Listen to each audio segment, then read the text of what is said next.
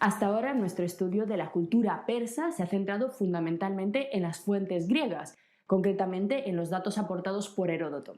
Dentro de poco, en las siguientes sesiones, veremos también el punto de vista de Esquilo y Jenofonte, pero ahora cabe preguntarse por las fuentes propiamente persas. ¿Es que no tenemos ningún dato, ningún vestigio original? En lo que respecta a las fuentes autóctonas, epigráficas y documentales, los restos conservados de la civilización persa son realmente escasos. La investigación científica sobre el terreno actualmente es del todo imposible debido a la inestabilidad política de las regiones en las que se conservan las ruinas más importantes de la cultura persa, que son Irán, Irak y Afganistán. Por ello, el trabajo de los especialistas hoy en día está limitado al análisis de los materiales excavados a finales del siglo XIX y principios del siglo XX. Las mayores colecciones de arqueología persa se encuentran actualmente en el Museo Nacional de Irán, en el Museo Británico, en la Universidad de Chicago, en la Universidad de Harvard y en el Museo del Louvre.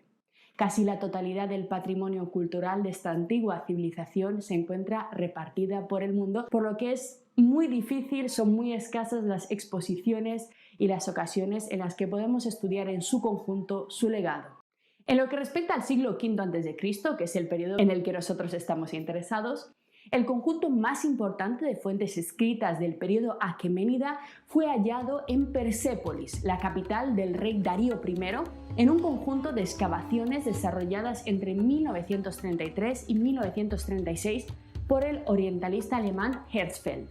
Además del importante legado arquitectónico que este arqueólogo desenterró de las arenas del desierto iraní, aquí podéis ver las hermosas ruinas del Palacio de Darío con sus impresionantes columnas con toros y grifos. Herzfeld encontró también los restos de dos archivos que sumaban en conjunto en total unas 30.000 tablillas de arcilla escritas en elamita, arameo, acadio y griego. Este es otro ejemplo de la apropiación cultural persa, porque todas estas lenguas fueron usadas simultáneamente en su administración y casi todas las inscripciones que encontramos son bilingües o trilingües. Una idea que de solo planteársela le habría dado un infarto a un griego. En fin. A pesar de que su importancia para el conocimiento del mundo persa es completamente invaluable, no tienen sin embargo ninguna referencia sobre su cosmovisión o sobre historia. No nos dice nada sobre cómo veían los persas el mundo o sobre cómo consiguieron su poder. Los expertos hoy en día siguen trabajando sobre ellas porque la gran mayoría no han sido todavía traducidas, así que a lo mejor en el futuro nos llegamos a alguna sorpresa, pero de momento no hay mucha información que a nosotros nos interese por el sentido y la dirección de nuestro curso. No la hay, al menos al estilo de Heródoto, ¿no? Con esos detalles tan jugosos. Son solamente datos administrativos. La segunda fuente propiamente persa de gran importancia está conformada por un conjunto reducido pero enormemente relevante de inscripciones monumentales grabadas en paredes de roca a lo largo de distintos puntos clave de las regiones del imperio. La más importante de ellas es la famosa inscripción de Behistún, cuyo contenido leeremos y analizaremos en las sesiones que vamos a dedicar al rey persa Darío. Destacan también como fuentes importantes los textos grabados en las paredes de las montañas en las que fueron excavadas las tumbas de Darío I, Jerjes, Artajerjes y Darío II al noroeste de Persépolis. Se trata de tumbas, como podéis ver, construidas al más puro estilo de los hipogeos egipcios, con una decoración exterior que además nos recuerda muchísimo al arte griego. Y una vez más se hace presente el mestizaje cultural persa.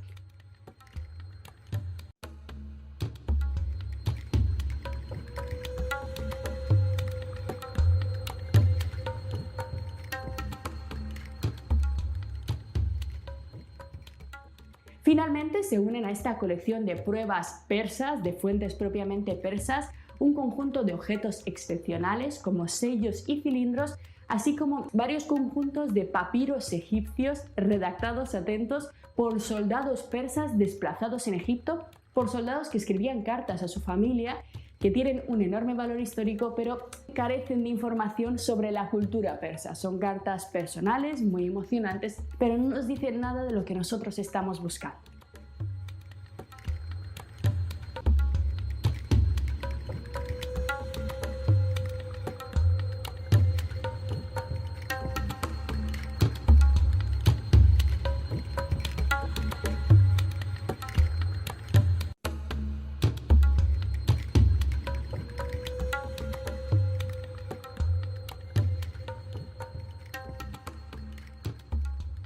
pues siendo estas las principales fuentes para el conocimiento científico contemporáneo de la cultura persa, ¿qué sabemos con certeza acerca de este gran imperio?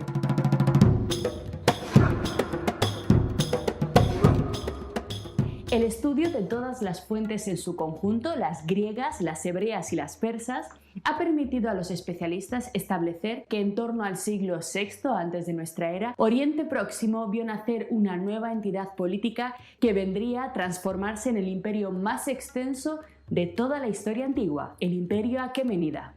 Si bien su duración fue breve, ya que apenas consiguió superar los 2 siglos de vida, supuso sin embargo la alteración radical de las fronteras tradicionales del mundo antiguo, ya que bajo el poder de los aqueménidas fueron sometidos prácticamente todas las grandes civilizaciones de la época, desde Babilonia hasta Egipto.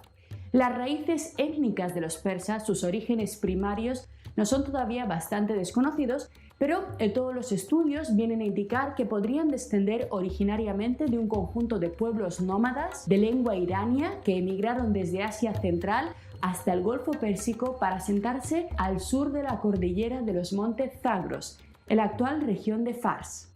Dedicados a la ganadería y a la agricultura de subsistencia, en torno al siglo VIII antes de nuestra era, los persas estaban organizados en torno a una pequeña monarquía con sede en Pasargada.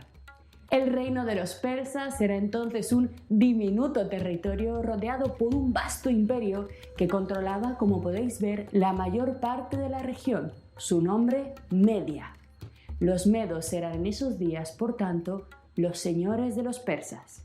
Sin embargo, esta situación cambiaría para siempre en torno al año 550 antes de nuestra era, cuando Media comenzó a entrar en un periodo de decadencia económica e institucional. Una larga lista de monarcas, de dirigentes ineptos, provocó un lento declive y el desmoronamiento de su próspera economía basada en el control de las rutas comerciales entre Asia y el Mediterráneo.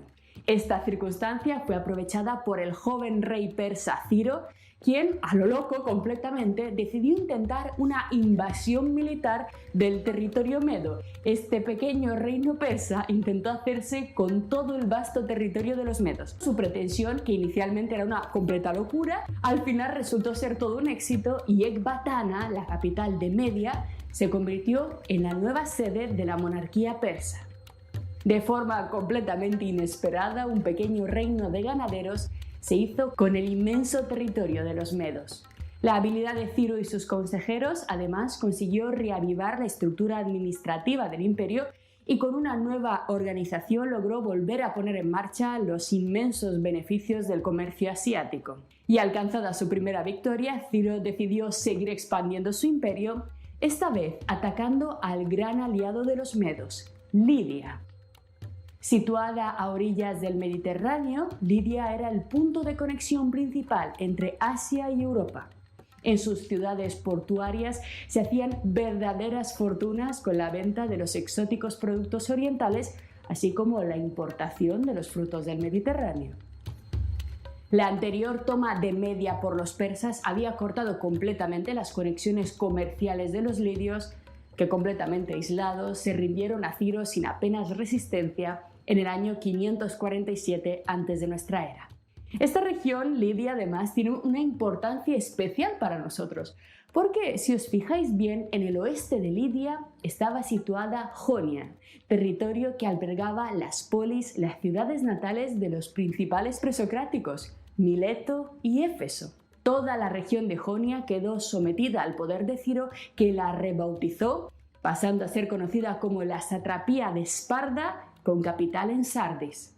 Y fue precisamente en este punto, en la nueva frontera entre los aqueménidas y la Hélade, donde colisionaron el mundo de los persas y el mundo de los griegos.